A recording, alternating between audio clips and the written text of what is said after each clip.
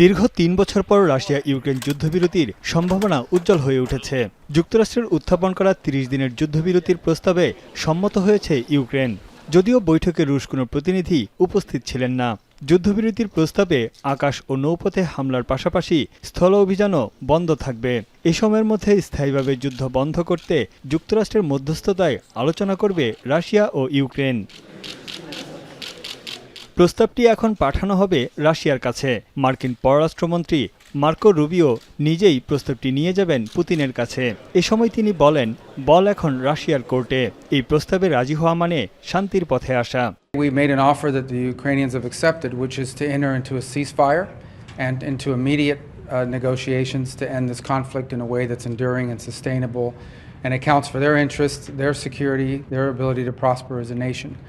Ukraine বলছে, যুদ্ধবিরতির সফলতা নির্ভর করছে রাশিয়ার উপর। প্রস্তাবকে স্বাগত জানিয়েছেন বিশ্ব নেতারা। আর ইউক্রেন প্রেসিডেন্ট ভলোদিমির জেলেনস্কি প্রস্তাবটিকে ইতিবাচক হিসেবে ব্যাখ্যা করেছেন। Американської сторони зробити перший крок одразу далі.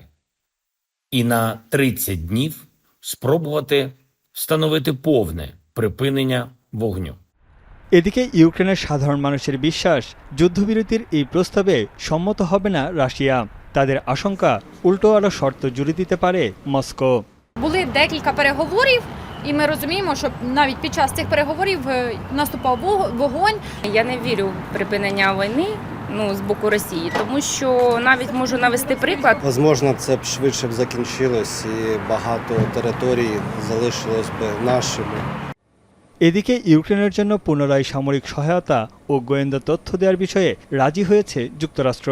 শান্তি প্রতিষ্ঠায় ইচ্ছুক ইউক্রেনের দীর্ঘমেয়াদী ভবিষ্যৎ নিশ্চিতে পাশে থাকার আশ্বাস দিয়েছে ওয়াশিংটন। মার্কিন প্রেসিডেন্ট ট্রাম্প বলেছেন, জেলেনস্কির জন্য হোয়াইট হাউসের দরজা সবসময় খোলা। তানভীর জানি, এখন বিশ্ব।